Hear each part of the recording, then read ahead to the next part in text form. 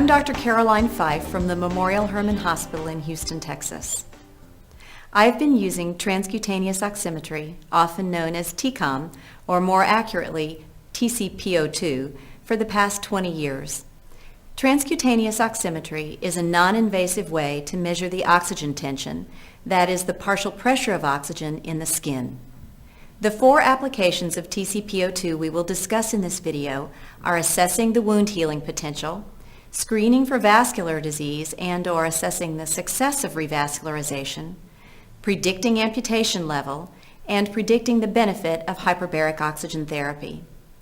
I will refer to evidence-based interpretation guidelines developed by an expert panel and published in the Journal of Undersea and Hyperbaric Medicine. First, let's briefly review just what it is we are measuring. My home in Houston, Texas, and here in Stockholm, where we are making this video, are exactly at sea level, where the total atmospheric pressure is 760 millimeters of mercury. Since 21% of that is oxygen, the inspired partial pressure of oxygen is 160 millimeters of mercury. This is diluted in the lungs with water vapor and carbon dioxide, so that if we were to measure the oxygen partial pressure in the arterial blood, it would be approximately 100 millimeters of mercury. Oxygen is then carried via the vasculature to the tissues, where it is possible to measure its diffusion through the skin using a heated electrode to 44 or 45 degrees centigrade. The transcutaneous oxygen tension in a normal person is about 70 millimeters of mercury. Values lower than 40 millimeters of mercury are associated with impaired wound healing, and values lower than 30 millimeters of mercury are indicative of critical limb ischemia. But it is important to know that a low value could have other causes besides vascular disease. For example, the patient's inspired PO2 could be low, perhaps because they live at altitude, or their arterial PO2 could be low due to pulmonary disease. They might have a poor oxygen delivery mechanism due to heart failure or peripheral vascular disease. Or lastly, they may have a barrier to oxygen diffusion to the electrode due to edema or inflammation. A best practice suggestion is to check the patient's oxygen saturation using pulse oximetry to ensure that arterial hypoxemia is not the reason for a low TCPO2 reading.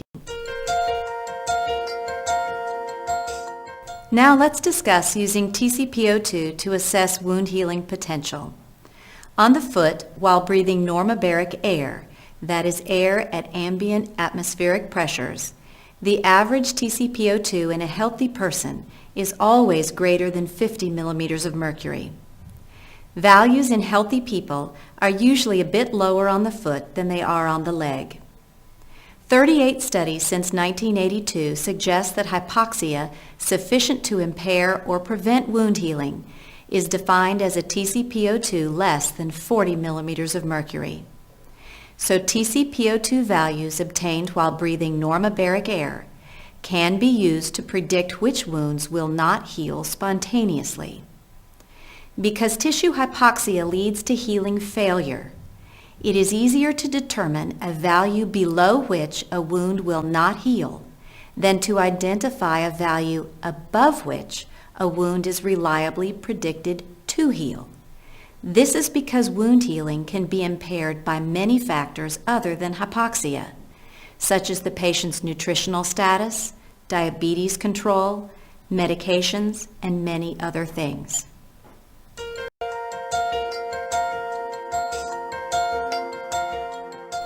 Now let's discuss screening for vascular disease, or assessing the success of revascularization. Patients with critical limb ischemia will almost always have a TCPO2 less than 30 millimeters of mercury and often less than 20 millimeters of mercury. However, as we've already mentioned, low pressure values can also have other causes. So how can you know if the low values you see on a patient are due to arterial disease? The best way is to use an oxygen challenge test, which involves having the patient breathe 100% oxygen via a non-rebreathing face mask. This way you can determine whether the low values are due to a reversible oxygen barrier, such as edema, inflammation, or macrovascular disease. In healthy people breathing 100% oxygen at normobaric pressure, TCPO2 values always increase to greater than 100 millimeters of mercury.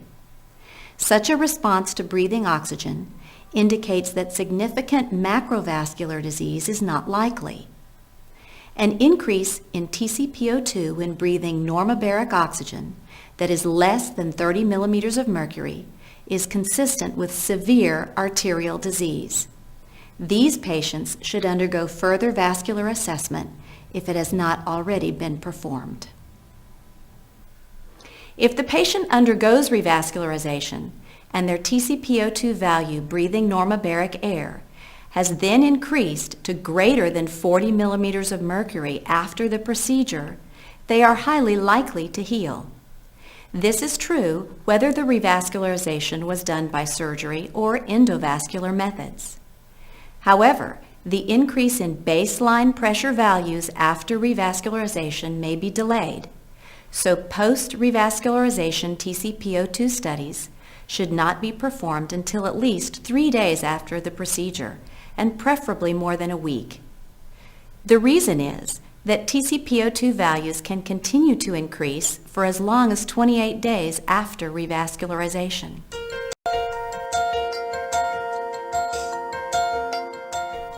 The next topic is predicting amputation healing.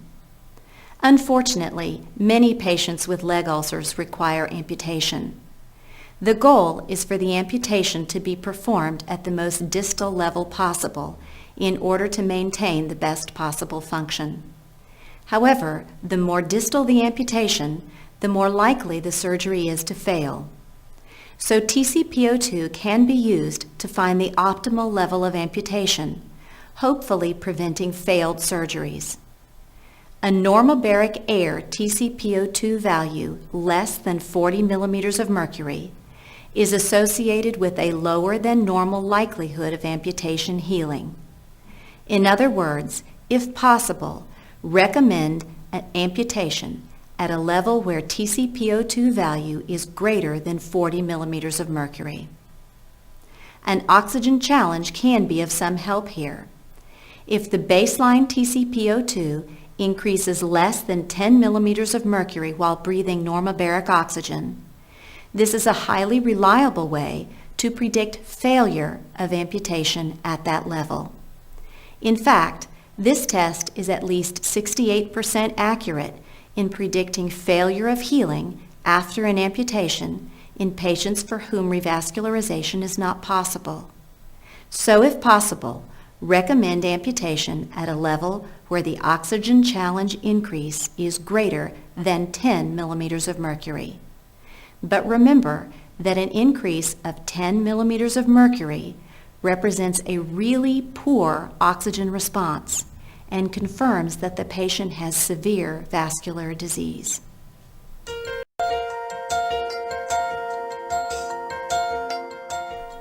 Lastly, let's discuss predicting benefit from hyperbaric oxygen therapy.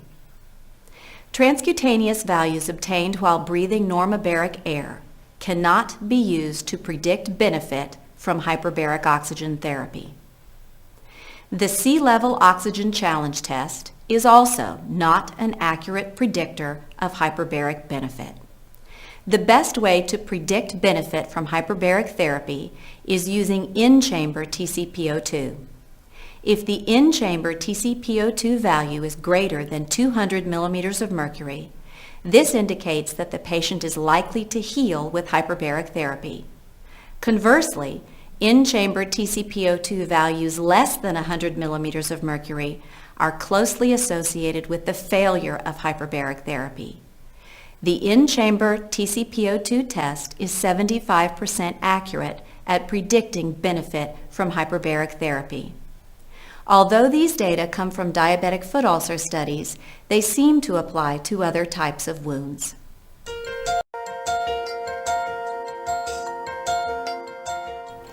That brings up some final comments regarding TCPO2. TCPO2 is a screening test. It is meant to be used as a guide to decision-making, taken in context with the other information you have available. Furthermore, what we have described over the past few minutes is a stepwise decision process. That is to say, you first perform a TCPO2 study to determine if a patient is likely to heal spontaneously. If their values are low, you would then perform a normobaric oxygen challenge. A poor response may indicate the patient has significant arterial disease, and your next step would be to order a more definitive test of the anatomy, like an angiogram. After revascularization, you might repeat the TCPO2 study. If the normobaric air values are still low, then you might consider an in-chamber test to determine whether hyperbaric oxygen therapy would be helpful, assuming the patient meets the criteria for this treatment. It will not be possible to perform one transcutaneous study and obtain all possible answers to all questions. Current evidence-based guidelines by every major professional organization emphasize the importance of vascular screening for all patients with non-healing leg ulcers. As a clinician, if you develop a protocolized approach for performing transcutaneous oximetry on all your leg ulcer patients, your confidence in this technology will increase and your patient outcomes will improve. Clearly, there is much more that we could discuss, but we hope this brief presentation has made you feel more confident in interpreting transcutaneous oxygen studies and will increase your utilization of this technology in caring for your patients. I'm Dr. Caroline Fife. Thank you for your attention.